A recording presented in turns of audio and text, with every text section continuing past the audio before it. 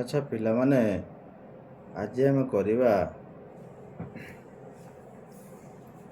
ଅନୁଶୀଳନୀ 1Cର ଆମେ ଆରମ୍ଭ କରିବା। ଆଜି 1 ନମ୍ବର ପାଖରୁ ତୁମେମାନେ କରିଥିବ। ତେବେ ଆସ ଦେଖିବା 1 ନମ୍ବର ପ୍ରଶ୍ନ କ'ଣ ଅଛି। ଦେଖ, 1 ନମ୍ବର ପ୍ରଶ୍ନ ଅଛି ଯେ ଦୁଇଟି ସଂଖ୍ୟାର ଯୋଗଫଳ 137 ଓ ସେମାନଙ୍କର ବିୟୋଗଫଳ 43। ତେବେ ସଂଖ୍ୟା ଦ୍ୱୟ ନିରୂପଣ କର। ଦୁଇଟା ସଂଖ୍ୟା ଆମକୁ ବାହାର କରିବାକୁ ପଡ଼ିବ, ଯାହାର ସଂଖ୍ୟା ଦ୍ୱୟର ଯୋଗଫଳ ଦେଇଛି କେତେ? 137। ଆଚ୍ଛା, ଯଦି 137 ହେଲା ଯୋଗଫଳ ଆଉ ବିୟୋଗଫଳ ଦେଇଛି କେତେ? 43। ଆଚ୍ଛା, ଯଦି ଆମେ ଗୋଟିଏ ସଂଖ୍ୟା ସେମାନଙ୍କ ମଧ୍ୟରୁ ଦୁଇଟି ସଂଖ୍ୟା ମଧ୍ୟରୁ ଗୋଟିଏ ସଂଖ୍ୟା ନେବା x ଏବଂ ଅନ୍ୟ ସଂଖ୍ୟାଟିକୁ ନେବା କ'ଣ? y। ଏବଂ ପ୍ରଶ୍ନରେ ଯାହା ଦେଇଛି ଦୁଇଟି ସଂଖ୍ୟାର ଯୋଗଫଳ 137, ତାହେଲେ ଆମେ ଯଦି ଲେଖିବା ପ୍ରଶ୍ନ ଅନୁଯାୟୀ x plus y is equal to 137, ଇଏ ହେଲା ଆମକୁ ଇକ୍ୱେସନ୍ 1। ସେକେଣ୍ଡ କଥା କ'ଣ କହିଛି ନା ସେମାନଙ୍କର ବିୟୋଗଫଳ 43। ତାହେଲେ ପୁନଶ୍ଚ ଲେଖିପାରିବା ଯେ x minus y is equal to 43। ତେବେ ସଂଖ୍ୟା ଦ୍ୱୟ ନିରୂପଣ କର। ତାହେଲେ ଇକ୍ୱେସନ୍ 1ରେ ଦେଖିଲେ ସଂଖ୍ୟା ଦ୍ୱୟର ଯୋଗଫଳ ହେଲା 137। ଇକ୍ୱେସନ୍ 2ରେ ଆମେ ଦେଖୁଛନ୍ତି ଯେ ସଂଖ୍ୟା ଦ୍ୱୟର ବିୟୋଗଫଳ ହେଲା 43। ଆଚ୍ଛା, ଏବେ ଆମେ କ'ଣ କରିବା? এই ଦୁଇଟି ଇକ୍ୱେସନ୍କୁ ଯଦି ଆମେ ଯୋଗ କରିଦିଅନ୍ତି ତାହେଲେ କ'ଣ ପାଇବା? ତୁମେ ଦେଖିପାରୁଥିବ କ'ଣ ପାଇବା ଆମେ? ନା ପ୍ଲସ୍ ୱାଇ ଅଛି, ଏଠି minus Y. Plus Y minus Y cancel ହେଇଗଲା। ଏକ୍ସ ଆଉ ଏକ୍ସ ମିଶିକି କେତେ ହେଲା?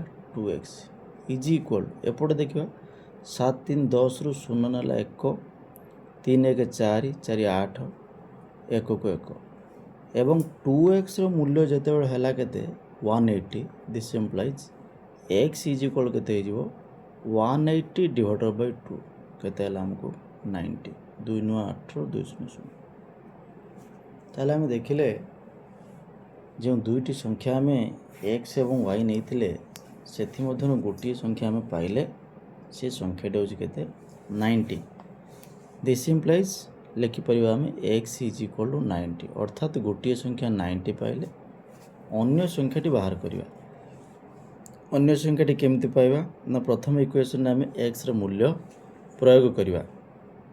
ପ୍ରଥମ ଇକ୍ୱେସନ୍ ଥିଲା x plus y is equal to 137। This implies ଏଇ ଇକ୍ୱେସନ୍ରେ xର ଭ୍ୟାଲୁ ପକାଇବା ଆମେ କେତେ? 90। ତାହେଲେ 90 plus y is equal to 137। This implies y କେତେ ହେଇଯିବ? ନା 137 ମାଇନସ୍ 90, ଯାହାକି ଆମେ ପାଉଛନ୍ତି 7 13ରୁ 9 ଗଲା 4 47। ଅତଏବ ସଂଖ୍ୟା ଦ୍ୱୟ ଗୋଟିଏ ହେଲା 90 ଏବଂ ଅନ୍ୟଟି ହେଲା 47। ତୁମେ ଦେଖ, ଏବେ ଯଦି ଆମେ ପ୍ରଶ୍ନ ସହିତ ଏବେ ଆମେ ମ୍ୟାଚ୍ କରିବା ଏ ଦୁଇଟିର ଆନ୍ସର୍ ଠିକ୍ ଅଛି କି ନାହିଁ, ତ ସଂଖ୍ୟା ଦୁଇଟିକୁ ମିଶାଇ ଦେଲେ ହେଉଛି କେତେ? 137। ତାହେଲେ 90 ପ୍ଲସ୍ 47 ହେଲା 137 ଏବଂ ସେଥିରୁ ଯଦି ବିୟୋଗଫଳ ସେମାନଙ୍କର ଦେଖିବା ତାହେଲେ ବି 43 ହେଉଛି। ତ ଆଶା କରୁଛି এই ପ୍ରଶ୍ନର ଉତ୍ତର ତୁମେ ବୁଝିପାରୁଥିବ। ଏବେ ଆମେ 2 ନମ୍ବର ପ୍ରଶ୍ନକୁ ଯିବା। ପ୍ରଶ୍ନ ନମ୍ବର 2ରେ କ'ଣ ଅଛି ଦେଖ। Question number 2।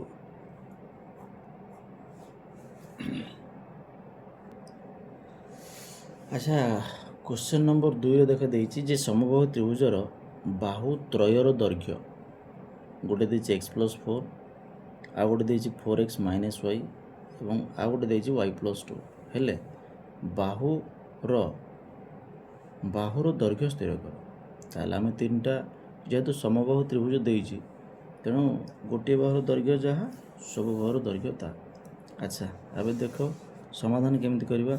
ये आमको समबाहु त्रिभुज जार ना अच्छी ए बी सी तो तुम देखिज जे बाहु तीन टार दैर्घ्य देती गोटे देती एक्स प्लस 4 आ गोटे देती 4x माइनस वाई आ गोटे देती y प्लस 2 है। तो समाधान केमती करवा आस देखिए। अच्छा एबे तुम देखुथिबो जे आमे तो प्रश्न रे देछि समबाहु त्रिभुज ताहले लिखि परिबा आमे AB is equal to BC is equal to AC। निश्चित भाव तुम एथिरे हाँ बोली कहबो कारण समबाहु त्रिभुज तीनोटी जक बाहु समान। ताहले AB रो दैर्घ्य जहा देछि जहा कि देछि केते x प्लस 4 इक्वल टू आमे कहि परिबा ना BC के देछि 4x माइनस वाई कहि परिबा कि नहीं देख कारण एटा समबाहु त्रिभुज देछि तो AB is equal to BC। तो प्रथमे आम कौन करवा AB is equal to BC नवा एवं से गोटे समीकरण बाहर करवा।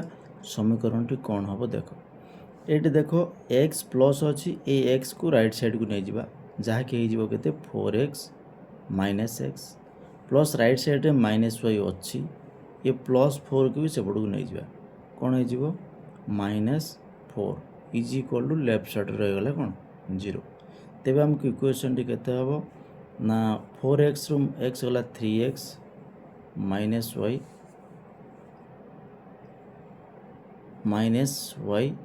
माइनस 4 इज इक्वल 0 ये है प्रथम इक्वेशन। जदि एको आम आउ टिके सहज कर लिखिदेवा 3x minus y is equal 4 equation 1 हो गला आम ओके। एबे जीवा आउ गोटे बाहु समान करवा जहाँकि थिला सेठी आम नहीं ए बी एटी नहीं आम कौन A B is equal to B C एटी आम नहीं पार कौन A B equal to A C नहीं पार B C is equal to A C भी नहीं पार जोटा भी भी नहीं पार। तेबे ए बी रो मूल्य के देला हमको एक्स प्लस 4 इज इक्वल ए सी देला वाई प्लस 2 ठीक से भाया ये रईट साइड रू जहाँ अच्छी आम धरिक पलि आसवा लेफ्ट को ना सब आने ना तो ये हम कौन करवा एक्स वाई को आनीदवा माइनस वाई ए पाखे कौन अच्छी रईट साइड रे प्लस 2 प्लस 4 को नहीं जावा माइनस 4 ताले आम इक्वेशन कौन पाइबा x minus y is equal to minus 2 equation 2 पाइल। एबे समीकरण 1 एवं समीकरण 2 को आम लक्ष्य करवा कौन आम लक्ष्य कर तुम्हें देखिपो इक्वेशन 1 रे 3x अच्छी इक्वेशन 2 रे x अच्छी तो जदि आम x को हटेवा ताहले तो समीकरण समाधान तो आम पढ़ी के आसी एटी देख केमती आम हटेवा जे अपसारण करिसेंती प्रतिकल्पन करथिले वज्रगणन भी करथिले तो ये सहज प्रोसेस रे देख इक्वेशन 1 इंटू 1 इक्वेशन 1 रे 1 इंटू करवा तेबे कौन पाइबा आम 3x minus y is equal to 4 एवं इक्वेशन 2 रे केते इंटू करवा 3 पाइबा केते 3x minus 3y is equal to minus 6 एबे दुईटी इक्वेशन का हम कौन करदवा माइनस करदवा प्रथम इक्वेशन रू सेकंड इक्वेशन को चिन्ह बदली जीव माइनस ये हो प्लस ये हो प्लस तेरे plus 3x minus 3x cancel ये है प्लस 3y माइनस वाई हे के 2y is equal two plus 6 plus 4 हम 10 तेणु y रे भैल्यू हम जदि बाहर करा केते हम 5 तेणु y इज इक्वल हो 5 आम देख एसी बाहुर दैर्घ्य केते देछि हमको ना एसी बाहु दैर्घ्य देछि y प्लस 2 जो ठारे कि y रे भैल्यू जदि आम 5 अप्लाई करवा 5 प्लस 2 इक्वल केते गला 7 तुम्हें देखिल जे एसी रो बाहुर दैर्घ्य आम 7 पाउछन कहार भैल्यू नहीं कि y रे भैल्यू 5 नहीं जदि तुम चेष्टा करिवो y रे भैल्यू को नहीं कि आम इक्वेशन 1 किंबा 2 रे अप्लाई कले x रे भैल्यू पाई परिबा एवं से x रे भैल्यू को नहीं जदि आम ए बी बाहु सहित किंबा BC बाहु रे प्रयोग करवा तो सेठी भी आम देखा से समबाहु त्रिभुजर बाहु मध्य केते आसीबो 7 अतएव आमको यह ही देइथिला प्रश्न जे बाहुर दैर्घ्य ताले आम बाहुर दैर्घ्य केते पाइले आम 7 सेमी। आशा करूची निश्चित भाव में तुम बुझी पारिथिबो ए प्रश्नर